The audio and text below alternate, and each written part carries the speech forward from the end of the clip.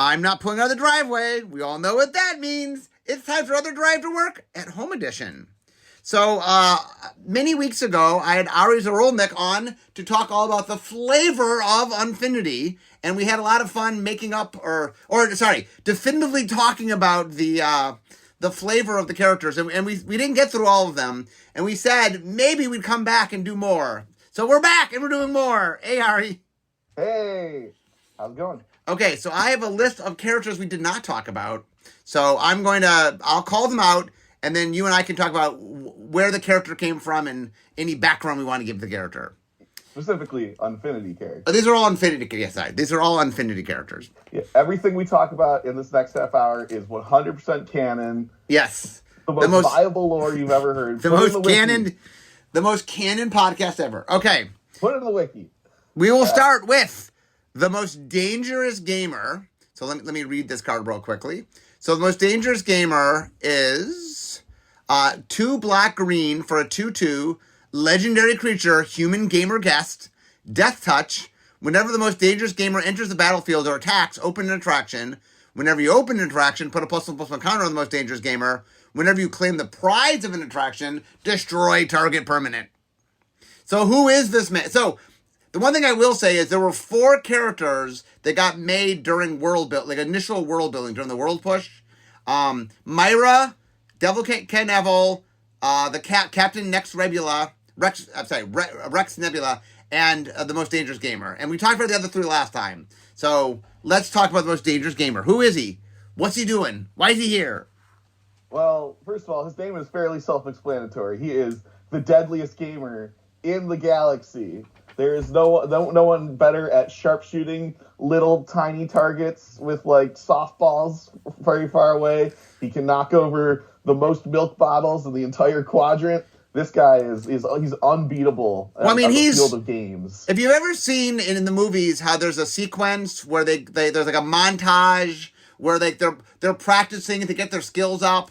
You know, they're running up and down stairs and hitting meat or whatever. So there is one for him, but it's just him mastering every skill you would need to win at carnival games. Yeah, there's like the skee ball section, it has to be seen to be believed. Just like hitting the left 500 in the top right corner that nobody can hit every time. Oh, he gets the 10,000 every bam, bam, bam, bam. Yeah, right. You're right. My bad. Yeah, no, I mean he's an enthusiast. I think he's been to every theme park in the universe. Yes. And this one's his favorite. This is the one he keeps coming back to. Well, and the other thing is he's in it for the prizes. He wants to he's really good, and he'll just, whatever he does, he'll win every game. And Myra considers him, like, there are 5 plagues as far as she's concerned. There's a rat problem, there's a beetle problem, there's a squirrel problem, there is a gremlin problem, and there's a most dangerous gamer problem. So yeah, the only thing limiting him is the number of hours in a day. Right, and there's signs, like his picture. The reason he wears a mask now is there's a picture of his, like, he has to hide who he is because they won't let him in. He has to, in fact, I think he sneaks in. He doesn't even pay to pay to get in. Oh yeah, he just knows. I think like he probably has on some lone asteroid somewhere, like a Boba Fett style bounty hunter lair that's just filled with like stuffed animals. Oh, I think he has a lair that are stuffed animal heads up on walls. That's what I believe. Oh, mounted them all? Yeah, mounted on the wall. I think that's right, yeah. Like that unicorn you see right there, that's getting mounted on his wall. But he is... all I'm saying is Myra curses his name probably every day. Yeah, if you see him next to you at the water gun balloon game, run, or you will get wet. Yes. Okay, next up, we're going to talk about Brims Barone, Midway Mobster. 3 white black, 5/4, legendary creature, human rogue. When Brims Barone, Midway Mobster enters the battlefield, put a +1/+1 counter on each other creature you control that has a hat. Brims Barone, Midway Mobster has menace as long as you're wearing a hat. And then his flavor text is the capo of caps, the hitman of hats, the don of donning fashionable headwear. Well, he's definitely got a bit of a racket going on the Midway. Yes. For sure, right? I mean, he's covered. He's the... If you want a hat anywhere on the Aftertorium, like, you got to go through him. Yeah, he's got you covered. literally and figuratively. And if you come in with your own hat, so you think you're clever, you think you're wearing your own hat, you might lose more than that. That's all I'm saying. Well, I mean, you'll be approached by someone that recommends, usually you're approached in the parking lot before you even get in, that they wouldn't recommend you wear that outside hat inside the park. Yeah, it's the weather's getting dangerous. And he's not, just so people understand, he's not an employee. He does not work for the park at all. You'll notice it does not say employee on his creature type line. He is just a bad influence, but because he controls the hats on the park, he sort of follows the park around. Yeah, and he has a following, right? Like Haber Thrasher in this set, right? Like he has enforcers that work for him. Oh yeah, for sure. Yeah, I'm not sure where he gets his funds. I guess he probably has some. No, he controls the hat market. Oh sure, that's how he gets his funds. Is it just on the Accessorium, or is it like, does he have a wider reach? I believe he has a wider reach, but I think the Astrotorium has kind of a soft spot for him. And I mean, Myra, I think, has come to realize that she just has to deal with him for the hats. Like, Myra's long enough given up. She's like, fine, the cost of doing business. If I want hats, I need to deal with brims. And she's like, fine, that's just the cost of doing business. I think he had a really tough upbringing, like the son of an unsuccessful haberdasher. Yes. Who just kind of like, he would look at other people's hats and then look at the hats that his own father made him and just feel this burning envy inside of him. And he would knew that someday all of those hats would be under his control.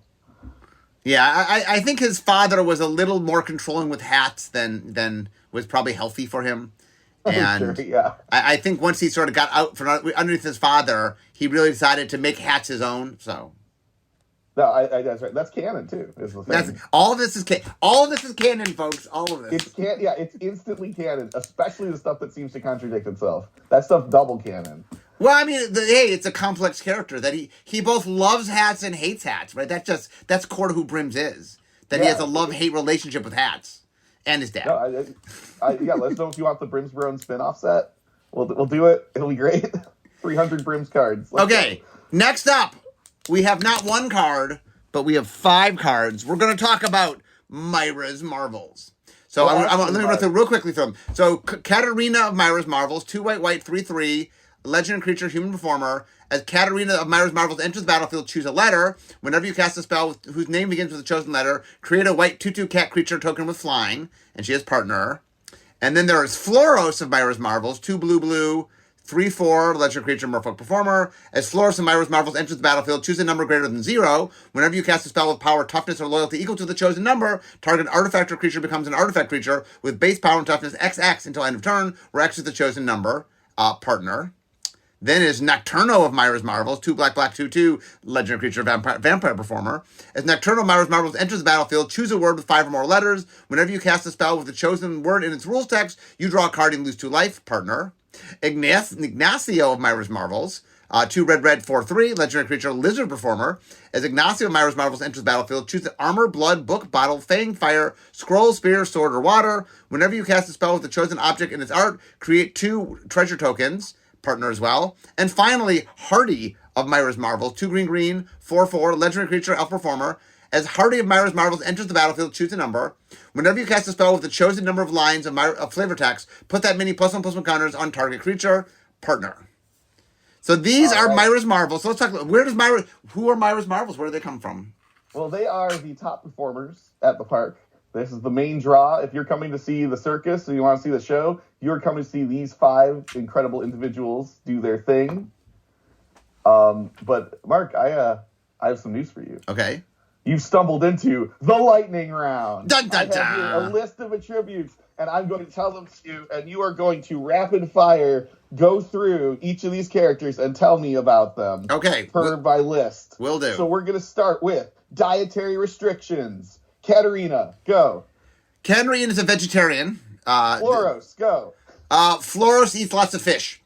Nocturno, go. Nocturno eats blood. Ignacio, go. Ignacio eats small creatures. Hardy, go. Hardy eats lots and lots of meat. All right. Okay. Right High or protein. left-handedness. Sorry? Katarina Why are you left-handed. left-handed this? Katarina's left-handed. Floros is right-handed. Nocturno's right-handed. Ignacio's left-handed. Hardy's right-handed. Awesome. What's their favorite magic set? Katarina's favorite magic set is Amonkhet because there was cat tribal in it. Floris's favorite is anything that has merfolk tribal in it. So, like, you know, Onslaught didn't have merfolk tribal in it. So maybe Lorwyn, because Lorwyn has merfolk tribal. Nocturno likes, I think he likes things that are dark. So, you know, Innistrad type sets, things where things are looking bad. He enjoys the darker sets. Ignacio, interestingly, really likes Rise of the Eldrazi just because he likes playing more of a battleship environment. And Hardy's favorite is Unfinity itself. How does he know of the existence of Infinity? I don't know, but he somehow does. That's incredible. Or last one. Deepest, darkest secret. Deepest, darkest secret. Katarina she's a dog person. Floris's darkest secret is that shine isn't natural. Nocturno's deepest, darkest secret is he likes garlic. Ignacio's deepest, darkest secret is he always wanted to be a dragon. And Hardy's deepest, darkest secret, steroids. So. Don't tell anyone, but do tell the wiki. It's canon. All canon. That was a wonderful lightning round, Mark. Okay. So Myra's Marvels, the interesting thing about them is that they were originally branded as the 3-ring circus. That's why if you notice they have 3 rings in their art. That they understand that they're the big players and they've banded together, kind of like, you know, how the Friends said, when you deal with us and you make contracts, you had to deal with all of us together. They did that. And so Myra has to deal with them as a set of 5. So she's like, well, as long as I have to deal with them together, she branded them and made them the Myra's Marvels. But they are quite spectacular, by the way. So if you're going to go to the Astrotorium and spend some time in the Big Top, these 5, like, until you see Flying Kittens, you just haven't seen a show. So it's true. I still remember my visit to the Astrotorium. It's beautiful. Okay, next up. It came from Planet Glurg. Okay, so where did that come from? Not a lot of people know where it came from. Planet Glurg came from, but it turns out it came from Planet Glurg. That's not a lie. So XX green blue 0/0 legendary creature alien ooze. You may have it came from Planet Glurg. Enter the battlefield as a copy of X different creatures on the battlefield.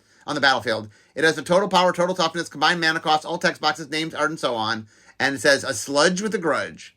So, by the way, he has a name. It came from Planet Glurg has a name. So, do you want to tell us what Planet Glurg's name is? Yeah, it's Stefan. Stefan? Yeah. There's a full name. It came from Planet Glurg is his nickname for short. Well, I mean, that's what they call Stefan. Like, it's kind of really, like, he's like, I have a name. You have to, like, you know what I'm saying? Like, he finds it kind of offensive that they refer to him, you know, like, there's a lot of people from Planet Glurg. I'm one of many creatures from Planet Glurg. And that, he's part of Planet Glurg. It's his home, he you know, but it just, anyway. That's why he has a grudge. He's mad. He's mad that no one really understands him as an individual. They just see him as this being that destroys things. But, like, in the Astrotorium's defense, in Glurgian, the name Stefan is approximately 3,000 characters long. Oh, yeah. It's really hard to pronounce. So, I mean, yeah. You see it, and you're like, I'm not even going to try. But it's just Stefan. Yeah, I mean, when he was young, he fell down a well, and it took them 18 months to be able to get to him, because it took that long to say his name. So... was it like Stefan? And you're just like, you have to Stefan is the English version of it. It's very, very long in Glurganese or whatever the official language is. Yeah, which is also where the Galactopod flavor on Icing Manipulator came from. Yes. So that's another fact about that planet. I think it's like an ocean planet. Yeah, right? My take on Stefan is he didn't get enough love when he was a child, and so he takes other people's identities because he's like, will you love me now? You know, and so I think it's just, there's a self-esteem issue. I mean, it really, when it boils down to it, he wants to be loved. I mean, then that's all. Why does he attack things and take over other people's identities? Just wants to be loved. That's all. Yeah, I mean, like, I don't want to be It Came from Seattle. I get it. Yeah. Okay, next up, we're going to talk Doodle. So Oh, Doodle, caricaturist, 6 generic mana, legendary artifact creature, robot, 1/1. When Doodle caricature enters the battlefield, create a 4/4 colorless sketch creature token. When you have 15 seconds to draw, the token is flying. If it has wings in its art, the same is true for First Strike and a Sword, Vigilance and a Shield, Menace and Mean Eyes, Trample and Horns, Death Touch and Claws, Lifelink and Fangs, and Haste and Footwear. So here's the big question. I'm going to ask you, and you're going to explain this to me. There are a lot of robots, but this is the only legendary robot. How did Doodle become the one robot that, has a name, has a name and everything? So when Pietro was the creator of the clown robots at the park, created Doodle, she accidentally endowed it with the gift of prophecy. So Doodle's caricatures kind of like they have portents of the future in them. Like he'll draw a family like on the surfboard with a big head, everyone's like facial features exaggerated or whatever, and there'll be like a little shark fin in the background or something. And a month later, that family will be vacationing on Glurg, which we said was an ocean planet, and they'll get eaten by sharks. So that's why so many of his characters have mean eyes. Yes, exactly, because really just lots of bad things befall. It doesn't seem to be it's Doodle's fault. Like, I don't think Doodle is influencing the future, but I do think that somehow due to some like glitch in programming, Doodle is predicting the future. The other thing that I'm not sure I don't know if people realize, but I will tell you, is Doodle was Pietro's first creation. And early on, she thought that she would just, put, sort of advanced AI into every robot. And then after she made Doodle, she realized, if you give them, if too much AI makes it, he wasn't supposed to be a caricaturist. He wasn't designed to be a caricaturist. That's not at all what he was designed to do. He had a completely different function. I think he was scrubbing, the roller coaster or something, the Royal. I heard he was a bellhop. Oh, he was a bellhop. Okay. It's mystery. It's mysterious. Yes, but anyway, he didn't do what he was told, and what Pietro realized is, look, I need the robots to do the thing I designed them to do, and she realized that, I gotta tone down on this AI, and so Doodle's the only one that has kind of a fully, that's why he's the only legendary one, he's the only one that has sort of a full personality, because Pietro realized that the robots just didn't do what they were supposed to do if you sort of gave them a full AI, so... Yeah, no, it's really a tragic story about man's arrogance. Yeah, yes, and Doodle, by the way, there was a path where Doodle decided whether to overrun the park or to become a caricaturist, and he thought long and hard about it, and ended up becoming a caricaturist because he wanted to use his gift of seeing the future, and that seemed like a better use than overrunning the park. So, yeah, if I could see the future, I would definitely be on a boardwalk somewhere, 100%. Okay, next we're going to talk Spinneret. So Spinneret, Arachnobot, 3 black green, 2/4, legendary creature, spider performer, reach. When Spinneret Arachnobot enters the battlefield, open an attraction. As long as you control 3 or more attractions, Spinneret gets +2/+0 and has menace. Highware injuries are down 95%. Spider-related injuries are up 3,000%. So I think Spinneret was hired as the safety manager in the Big Top, right? Like, there's all these high-flying tricks and stuff, and people are getting hurt.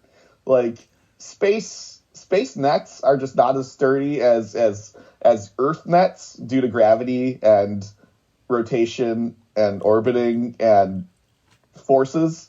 So you need something stronger. So we hired the spider who could spin these, reinforced safety nets, and so people stop falling to the ground, and I think that's really great. And I see no downsides, Mark. Well, I mean, the only downside is that Spinneret really has to... She is used to eating things in her web, and so there's a lot of training that went on and a lot of negotiations that went on. And in fact, what most people don't know is Spinneret is one of the highest paid employees / performers in the park, because the deal that was struck with Myra is she'd get a little extra bonus in regards for not eating any of the performers.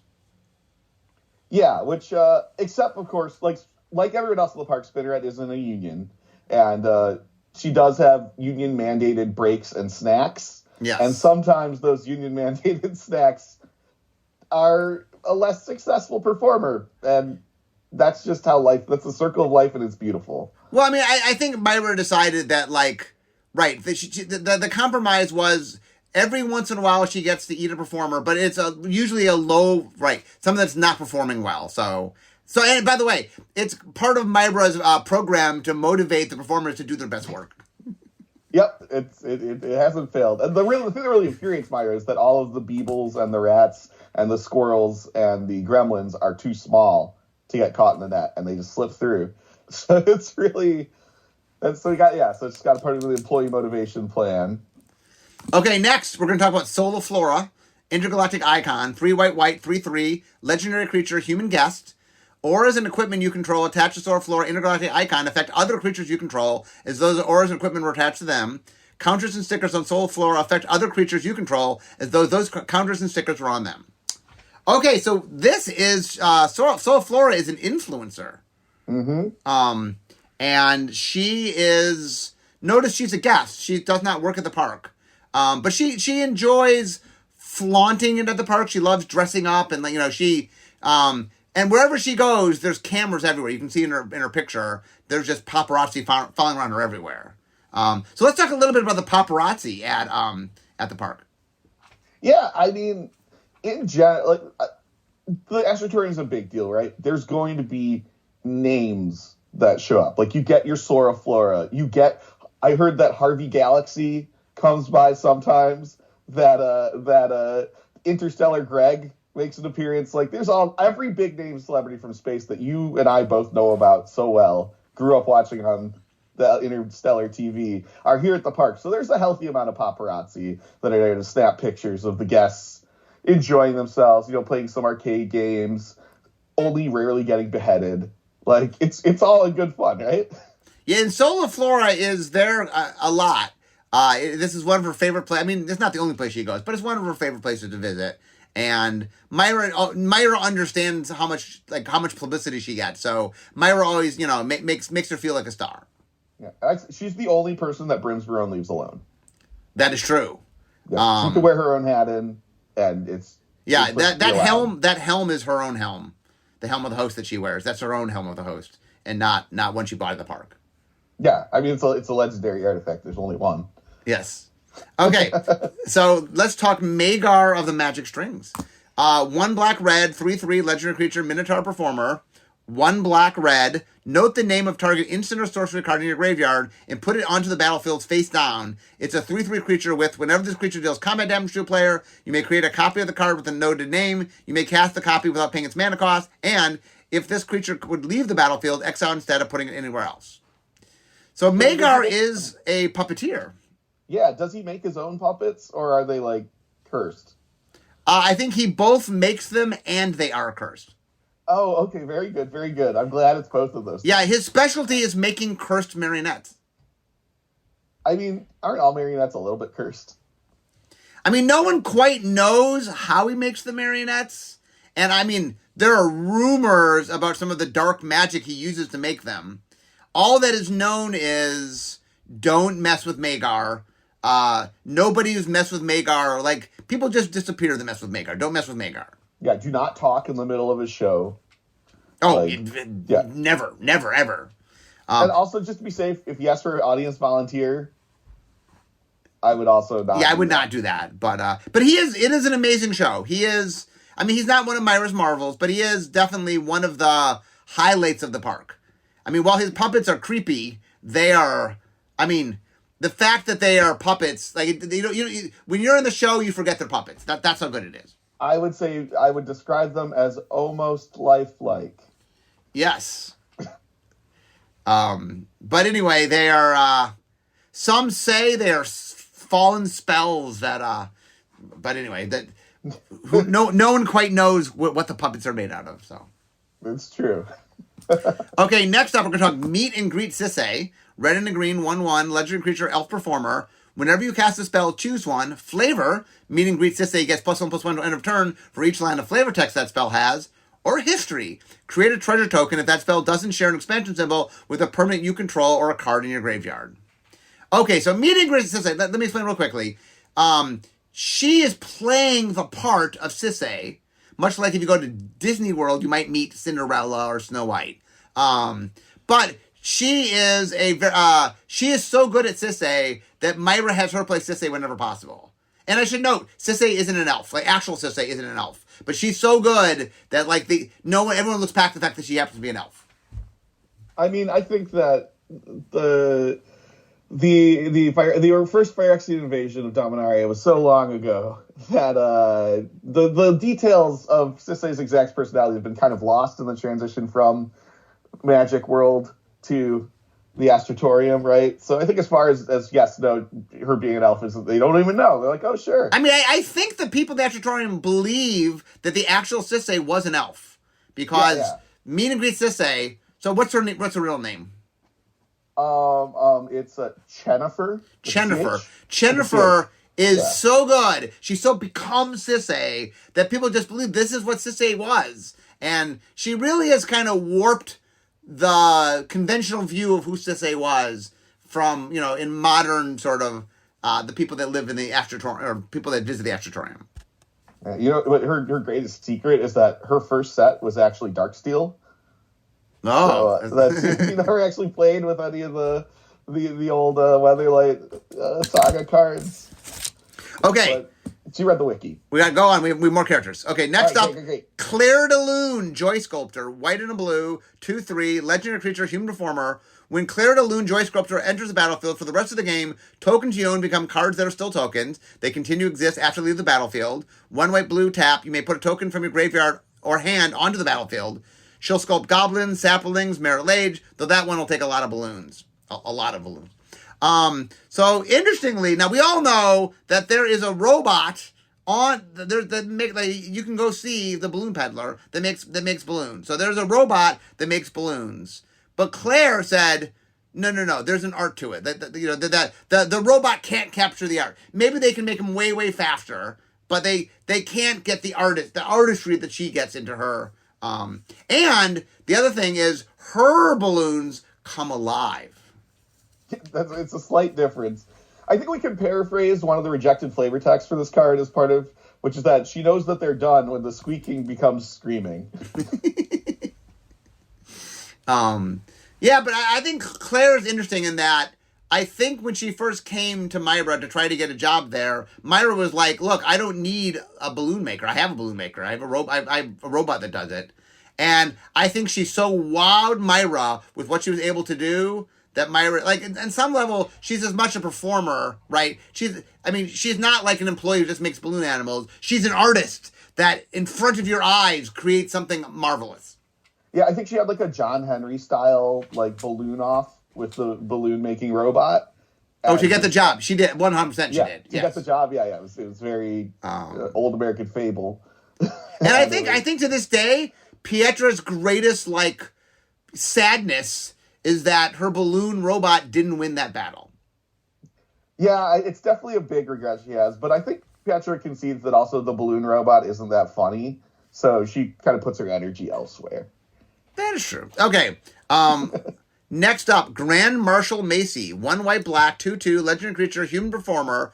You may choose not to untap Grand Marshal Macy during your untap step. If you do, put a pause counter on it. Then you lose 1 life for each pause counter on it. Whenever Macy becomes untapped, remove all pause counters from it. 2 and tap, choose until end of turn, or this turn effect. As long as Macy remains tapped, that effect doesn't end. So here is the interesting story of Grand Marshal Macy. Originally, she worked in the concession stand. She did the drinks. And whenever the parade came by, she would leave her job and go get in and march in front of everybody. And Myra kept putting her at different parts of the park, but she kept doing this. And then Myra finally gave in and said, okay, apparently she just wants to lead the parade. Why am I stopping the inevitable? And she just let her lead the parade. Yeah, no, I think that she's a natural born leader, and people want to, like, literally follow her, which makes her such a good parade grand marshal. Yeah. The other thing about her is that she has a little bit of magic. I don't know if people know this, but that she makes the parade last longer. I don't know if people know that, but her mere existence there is, and this is one of the reasons that Myra, I think, gave in to letting her do the parade, is her magic just makes the parade sort of longer than normal.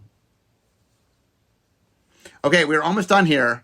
So I have a few final ones we'll get to real quickly. So these last few, I'm gonna do. This is for you. We're gonna do lightning round. I'm not even gonna read the cards. I'm just gonna say the card. You tell me a factoid about each of these characters. Are you ready? All right. Yeah, I'm ready. Okay.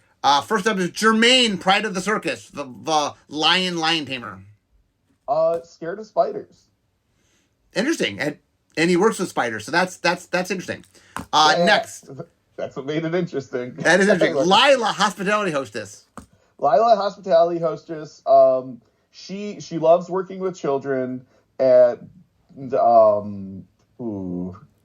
but she actually favors the Blorbian kids more than the other ones because she feels kind of bad. So she's like, I love all my kids equally, but really she's a Blorbian, a friend to the Blorbians more than a friend for the Blorbians. Okay. Next up, Roxy, publicist to the stars. She doesn't have her driver flyer's license, which is awkward because her car is kind of flying around marketing people, but she did not pass in flight school. Okay, Space Family Goblinson. They are honestly.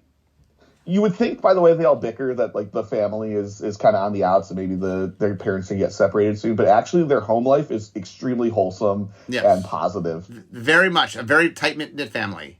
Yeah. Angelic Harold. He actually has the left ankle of a devil. Ooh. Due to a deal gone wrong. Everything else is of an angel. It says this flavor text, but devil's ankle. It's a condition. Okay, the final card to ask about, Vorthos. Honestly, Vorthos could tell you way more about herself than I could. Yeah, the one thing is Myra struck a deal with Vorthos. Vorthos is only allowed to do the trivia contest once a month. But in exchange for only doing it once a month, she has a pass to the park. Yeah, no, I think that's right. I also think that on the days where she's not allowed to enter, she's still in the audience, just kind of like whispering to someone next to her, like, I know that one. So anyway, I can see my desk here. So I want to thank you, Ari, for having a full run through. So now we've done all the characters, all the legendary characters, from Unfinity. And so for all you out there, if you haven't had a chance to play Unfinity, you can play all these fun characters and or make decks with them and construct it or do all sorts of fun things. But I want to thank you for being with us, Ari. It was a lot of fun to talk about all the characters. I had a great time, Mark. Thanks for having me. Okay, everybody else, I can see my desk. So we all know what this means. It means it's the end of my drive to work. So instead of talking magic, it's time for me to be making magic. I'll see you all next time. Bye-bye.